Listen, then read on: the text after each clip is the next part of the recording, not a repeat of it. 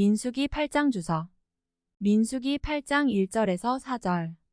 여기서 하나님은 아론에게 7등잔을 등잔대 앞을 비추도록 하라고 지시하셨다.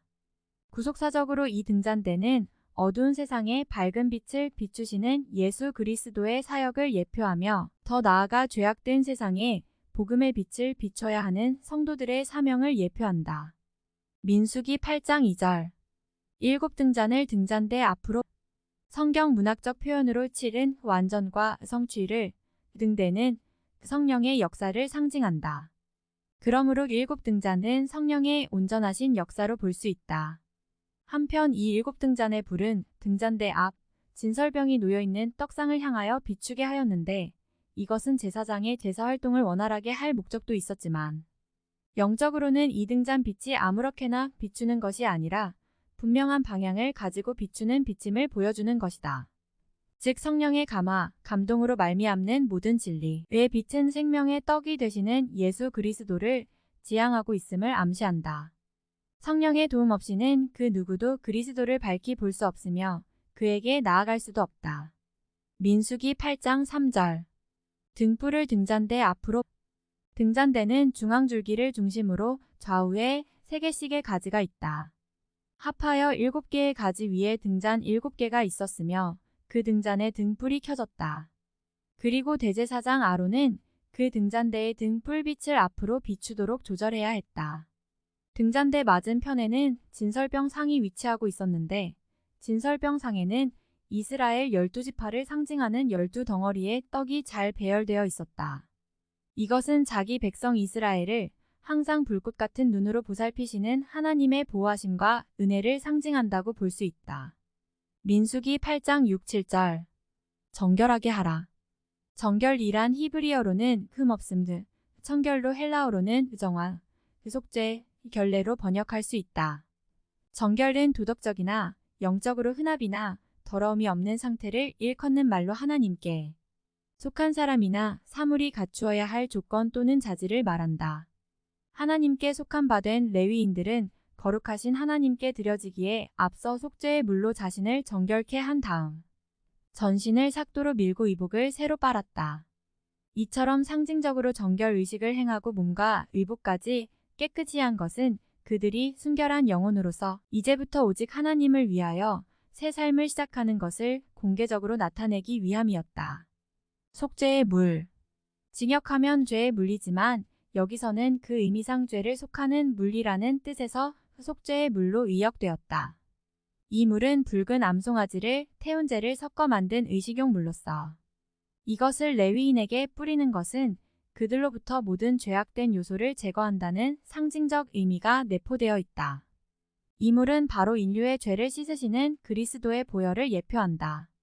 전신을 삭도로 밀게 하고 이것은 물로 씻겨지지 않은 부분의 더러움까지 철저하게 제거하는 것으로 머리 끝부터 발끝까지 신체의 모든 털을 면도로 깨끗이 제거하라는 명령이다. 온 몸을 삭도로 밀게 하는 일은 문둥병자로 판명되었다가 그 병으로부터 치유되어 정결함을 선언받을 때 치르는 예식과 동일하다. 그러므로 이러한 규례는 정결례를 치르기 전 인간의 죄는 마치 문둥병처럼 심각하고 추악하다는 교훈을 암시하기도 한다. 더불어 이제 하나님께 헌신된 자에게는 어떤 흠과 티도 용납될 수 없으며 오직 온전한 성결만이 요구됨을 뜻한다. 의복을 빨게 하여. 옷을 빠는 행위는 하나님과의 만남 또는 그분께 대한 거룩한 봉사를 위해서 거의 필수적으로 요구되어졌던 의식적 책무였다. 이는 장차 어린 양의 피에 자신의 예복을 빨. 번제물, 소제물, 속죄제물, 레위인의 헌신을 위해 요구되는 제사는 번제, 소제, 속죄제 3가지였다. 그리고 그 예물로는 번제에 수송아지 하나, 소제에 기름 섞은 고운 가루, 속죄제 역시 수송아지 하나가 요구되었다. 번제와 속죄제에 특별히 제사 예물 중 최고의 예물인 수송아지가가 요구된 것은 레위인 정결 예식이 집단적으로 거행되었기 때문이고 또한 그것이 이스라엘 회중 전체를 대표하는 특별히 중요한 예식이었기 때문이다. 그리고 여기서 번제는 생명 전체를 하나님께 바치는 온전한 헌신을 하나님께 드린 것이다. 이 예물들은 이제 하나님의 일에 임하는 레위인의 자세를 명시한 것으로 하나님께 온전한 헌신과 봉사를 아끼지 않으며 영적, 도덕적으로 순결할 것을 서약하는 것이다. 무엇보다 하나님 앞에서 죄를 고백하고 용서받는 일에 힘썼는데 죄는 하나님과의 교제도 헌신도 모두 불가능하게 만드는 신앙의 최대 장애 요인이기 때문이다. 민수기 8장 9절. 회막 앞에 나오게 하고. 여기서 회막 앞이란 기어와 앞이란 말과 같은 의미로서 곧 번제단이 있는 성막 출구 쪽을 가리킨다. 이곳에 레위인을 나오게 한 것은 그들이 하나님과 이스라엘 자손해온 회중 앞에서 공식적으로 성막 봉사자의 임무를 부여받는다는 상징성을 강조하기 위한 것이다. 더욱이 하나님께 드려지는 산 제사 제물로서 이제 그들은 하나님께 드려져 이후부터는 오직 하나님의 영광을 위해 존재할 자라는 측면에서 번제단이 있는 회막 앞에 나오게 한 것이다. 민수기 8장 11절. 요제란 희생 제물의 가슴 부분 혹은 땅의 첫 수확 등을 제사장의 양손 위에 올려놓고 제단 앞에서 앞뒤로 흔들어 하나님께 바치는 제사 방법을 말한다. 이렇게 흔드는 행위는 하나님께 자신의 모든 것을 바친다는 의미가 내포되어 있다. 그리고 요제로 바쳐진 제물은 제사장의 몫으로 다시 들려졌다. 그런데 여기서 문제는 레위인을 어떻게 요제로 드리느냐는 것이다. 어떤 이는 레위인을 단 위로 올라가게 한 다음 다시 내려오도록 하는 행위를 통하여 그들을 요제로 하나님께 드렸다고 한다. 또는 실제 요제 행위가 아니라 이리저리 움직이는 그들의 부단한 제사의 봉사와 직무 수행을 상징하는 표현이라고 한다. 그러나 가장 무난한 해석은 레위인을 대신한 제물을 요제로 삼아 바쳤다는 견해이다. 이 레위인 요제는 레위인을 세상으로부터 구별하여 하나님의 것으로 바침과 동시에 그 바쳐진 자들을 다시 제사장의 몫으로 돌려줘 제사장을 도와 성막 봉사를 하였다. 레위인들은 요제를 통해 세상과 구별된 자로서 제사장에게 소속되어 회막에서 하나님만을 위해 봉사해야 했다. 민수기 8장 12절. 레위인으로 안수케 하고. 레위인들은 자신들이 드릴 제물인 수송아지들에게 안수함으로써 그 제물을 자신의 희생과 헌신을 상징하는 대속물로 삼아 그것을 통해 자기의 몸을 하나님께 드렸다. 이것은 후일 예수 그리스도의 대속의 원리를 예표하는 상징적 행동이다. 민수기 8장 14절. 구별하라. 내게 속할 것이라.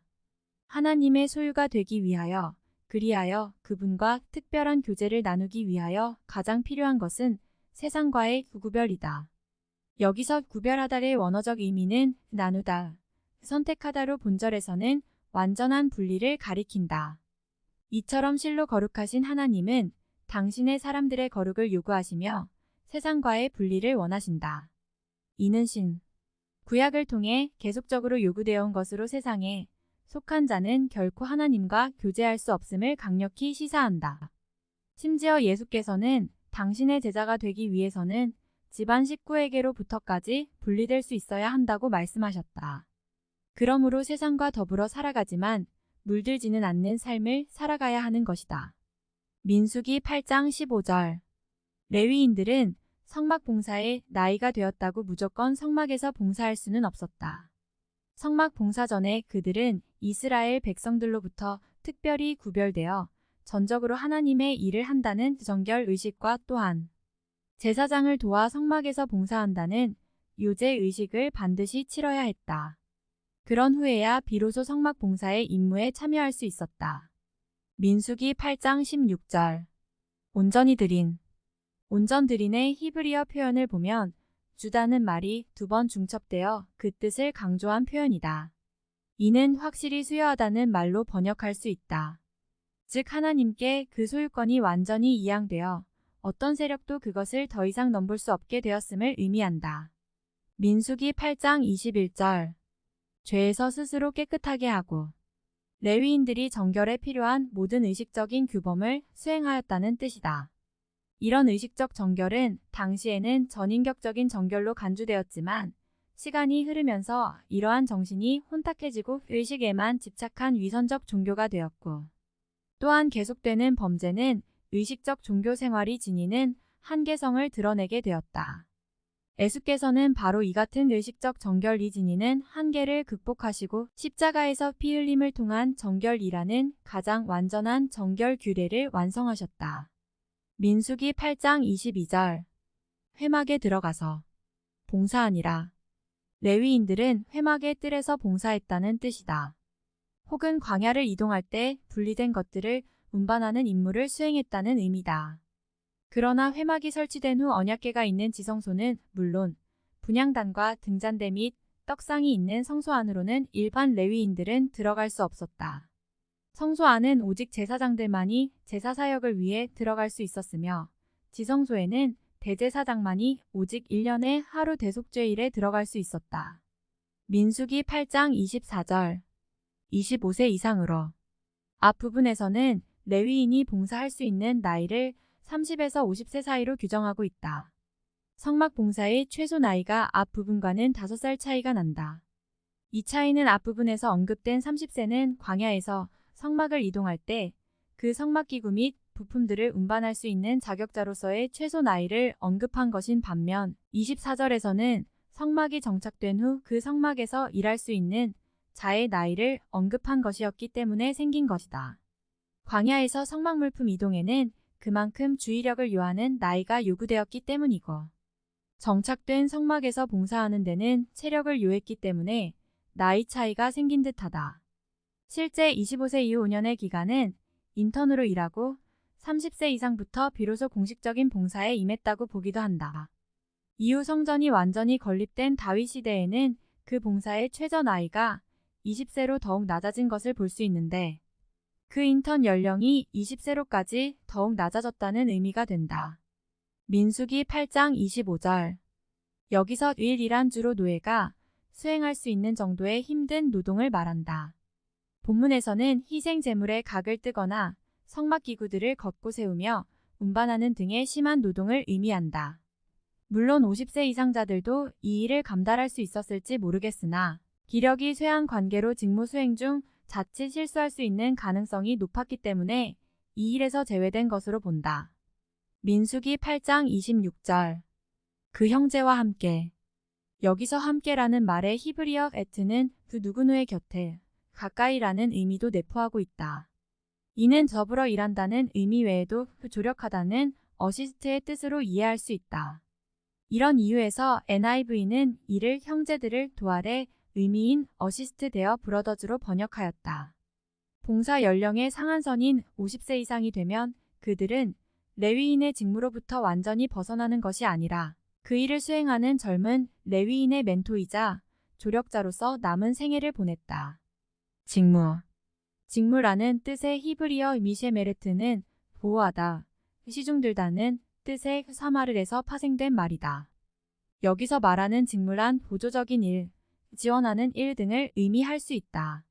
이는 주로 성막의 각종 비품들을 관리하거나 견습 중에 있는 레위인들을 교육하는 등 육체적인 무리가 따르지 않지만 경륜과 지혜가 필요한 직무를 가리키는 듯하다.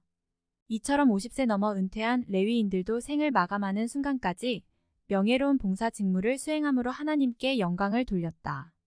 하나님께 대한 봉사는 나이와 환경을 초월하여 실행되어야 할 신앙인의 지상 과제이다.